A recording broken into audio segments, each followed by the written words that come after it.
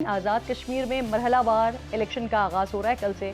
Mirpur division کے 13 حلقوں میں پولنگ ہوگی کل۔ نون لیگ ہے، پاکستان پیپلز پارٹی ہے اور استحکام پاکستان پارٹی ہے، ان کے درمیان ہونے جا رہا ہے کل تگڑا مقابلہ۔ مجموعی طور پر 296 امیدوار ہیں میدان میں۔ استحکام پاکستان پارٹی کے صدر عبدالعلیم خان نے ویڈیو پیغام جاری کیا جس میں آزاد جموں کشمیر کے عوام بالخصوص نوجوانوں سے انہوں نے اپیل کی ہے کہ انتخابات میں ووٹ کا استعمال انتہائی ذمہ داری، شعور اور قومی مفاد کو مد نظر رکھتے ہوئے کریں، کیونکہ انتخابات صرف حکومتوں کی تبدیلی کا نام نہیں ہے بلکہ آنے والی نسلوں کے مستقبل، خطے کی ترقی اور عوامی خوشحالی کے تعین کا ایک اہم ترین موقع ہوتے ہیں۔ دوسری طرف حکومت کے ساتھ مذاکرات ناکام ہونے کے بعد کالعدم جوائنٹ عوامی ایکشن کمیٹی نے کل مظفر آباد کی طرف لانگ مارچ کرنے کا اعلان کیا اور اسی دوران پھر وزیر اطلاعات عطاءاللہ تارڑ نے بتایا ہے کہ کالعدم کمیٹی کا بھارت کے ساتھ گٹھ جوڑ ثابت ہو چکا ہے۔ اب اہم سوال یہاں پر یہ ہے کہ کیا ایکشن کمیٹی کا لانگ مارچ کل ہونے والے الیکشن کو متاثر کر سکتا ہے؟ پیپلز پارٹی کے چیئرمین نے بھی آزاد کشمیر میں بحران کے پرامن حل کے لیے ٹروتھ اینڈ ریکنسیلیشن کمیشن کا مطالبہ کیا ہے۔ بات کرنے کے لیے پروگرام میں میرے انتہائی معزز مہمان ہیں، سینئر رہنما ہے استحکام پاکستان پارٹی کے شعیب صدیقی صاحب جوائن کر رہے ہیں۔ شعیب صاحب، آپ کے وقت کی بے حد شکر گزار ہوں۔ سب سے پہلے مجھے یہ فرمائیے، کل پہلا مرحلہ ہونے جا رہا ہے استحکام پاکستان پارٹی کی جس طرح سے ایکٹیویٹیز چل رہی ہیں، جس طرح سے آپ لوگ کی مہم چل رہی ہے، اس کو میں فالو کر رہی ہوں، کیا امید کر رہے ہیں سر کل کے الیکشن سے؟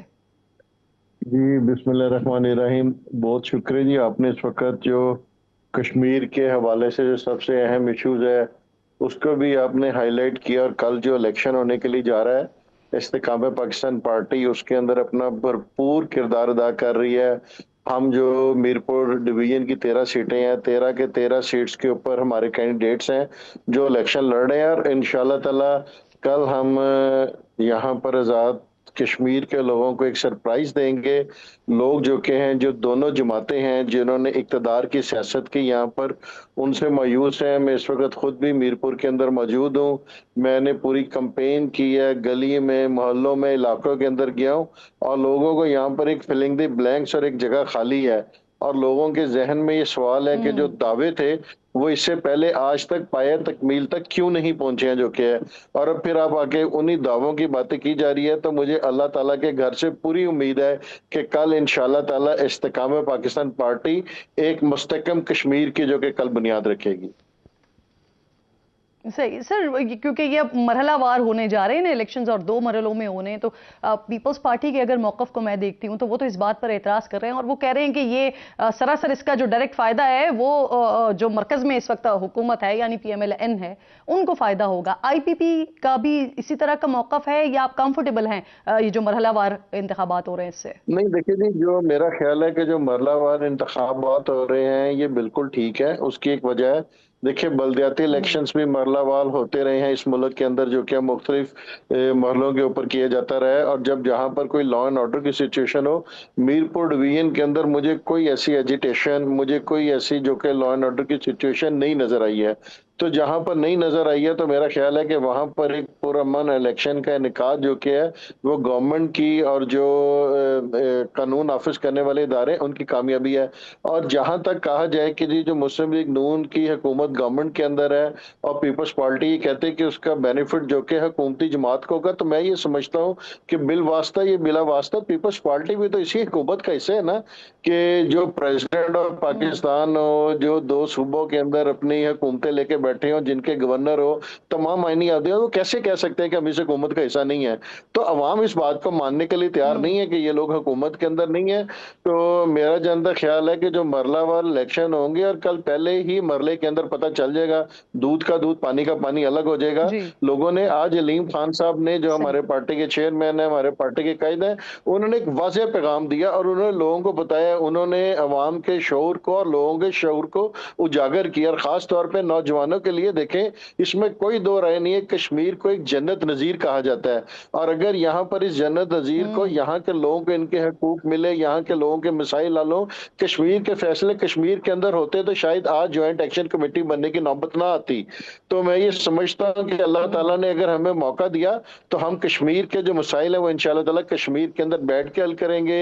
जो रोड इंफ्रास्ट्रक्चर की बात की गई है, जो टूरिज्म की बात की गई है, इंशाअल्लाह ताला हम इन्हें कोई सालों और महीनों के अंदर नहीं, इन्हें दिनों के अंदर अमली जामा पहनाते इस्तेकाम पाकिस्तान पार्टी अपने मंशूर के ऊपर अमल दरामद करती हुई आपको नजर आएगी। ठीक, चलिए सर, बेस्ट विशेस। जो आप लोग मुहिम चला रहे हैं जिस तरह से, और जिस तरह से इलेक्शंस कॉन्टेस्ट करने जा रहे हैं, और उम्मीद करते हैं कि जो दावे, जो वादे वहां पर किए जा रहे हैं वो पूरे भी हों। बहुत शुक्रिया शुएब साहब, प्रोग्राम में थे। एक छोटा सा ब्रेक लीजिए नाजरीन।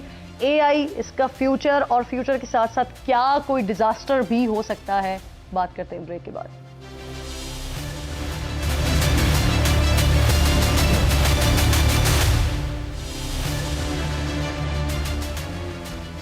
प्रोग्राम में एक बार फिर आपको खुशामदीद कहती हूँ नाजरीन। टर्मिनेटर, आई रोबोट, ट्रांसफॉर्मर्स, ये और इन जैसी आर्टिफिशियल इंटेलिजेंस और खुद का रोबोट्स पर बनाई गई फिल्में ये बड़ी देखी हैं हमने, जहाँ इंसानी हाथ से, मसनूई जहानत से लैस प्रोग्रामिंग के साथ तख्लीक किया गया रोबोट या सिस्टम अचानक एक दिन खुद मुख्तार हो जाता है और फिर इंसानों का ही ये सबसे बड़ा दुश्मन भी बन जाता है। लेकिन आपको ये जानकर हैरत होगी कि फिल्मों की ये कहानी अब हकीकत का रूप धारती हुई दिखाई दे रही है। चंद दिन पहले ही मशहूर AI कंपनी हगिंग फेस, इन्होंने इंकशाफ किया है कि इसके सिस्टम पर एक ऐसा साइबर हमला हुआ है जिसे किसी इंसान ने अंजाम नहीं दिया, बल्कि ये हमला मुकम्मल तौर पर आगाज से इख्तिताम तक ओपन AI के एक खुदकार मसनूई जहानत सिस्टम ने अंजाम दिया है। हमलावर AI ने कंपनी के प्लेटफॉर्म पर एक डाटा सेटअप लोड किया, जिसने सिक्योरिटी में मौजूद एक खामी का फ़ायदा उठाया और कंपनी के सर्वर्स पर अपना कोड चलाने में कामयाब हो गई। पहली मर्तबा एक AI कंपनी के दूसरी AI कंपनी को हैक करने के वाक़े ने सारी दुनिया को हिला कर रख दिया है, परेशान कर दिया है। कई ममालिक की सिक्योरिटी, हाई टेक कंपनीज का डाटा, क्या ये सब कुछ रिस्क पर है? अब कई सवालात डेफिनेटली खड़े हो गए हैं। चंद दिन पहले टेस्ला और स्पेस एक्स के मालिक एलन मस्क ने इंटरव्यू में पेशगोई की कि आने वाले 5 सालों में AI इंसानी जहानत को शिकस्त दे देगी और 10 सालों में AI रोबोट्स इंसानों के काबू में नहीं रहेंगे। नाज़रीन, एलन मस्क ने यह इम्कान भी जाहिर किया कि चीन मुस्तक़बिल में AI यानी मसनूई जहानत की दौड़ में दुनिया को लीड करेगा, और इसकी बुनियादी वजह चीन की तवानाई की सलाहियत और बिजली की पैदावार में ज़बरदस्त इजाफा है। अमेरिका चाहे भी तो ज़्यादा वक्त चीन को रोक नहीं सकता। AI के हवाले से एक और जो ख़तरनाक पहलू है वो ये है कि ख़तरनाक हथियारों का AI से मुंसलिक होना। दुनिया में कई ममालिक ने अपने दिफाई निज़ाम को AI से मुंसलिक करना शुरू कर दिया है, जिनमें अमेरिका है, रशिया है, फ्रांस है, चीन है, इसराइल है। ये सर फहरिस्त ममालिक हैं। इन ममालिक के दिफाई सिस्टम्स में खुद का ड्रोन्स, खुद से ख़तरे का अंदाज़ा लगाकर हमले करने वाले मिसाइल शिकन दिफाई सिस्टम्स और दीगर AI डिफेंस हथियार भी शामिल हैं। जो खदशा जाहिर किया जा रहा है कि AI मुस्तक़बिल में खुद से फैसले करेगी, तो फिर इन खतरनाक तरीन हथियारों को AI से मुंसलिक करके इंसान आसानी पैदा कर रहा है या फिर अपने इख्तिताम का सामान कर रहा है। क्या मुस्तक़बिल में ऐसी जंगें होंगी जो इंसानों के कंट्रोल से ही बाहर हों?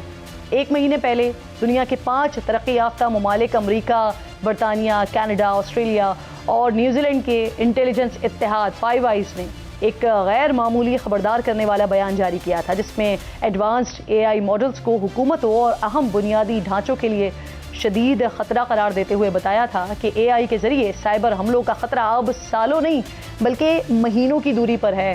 ये AI मॉडल्स हुकूमतों और अहम बुनियादी ढांचे पर साइबर हमलों को इस हद तक ड्रामाई अंदाज में बढ़ा सकते हैं जो साइबर जारहियत की मौजूदा शक्ल को मुकम्मल तौर पर तब्दीली करके रख देगा।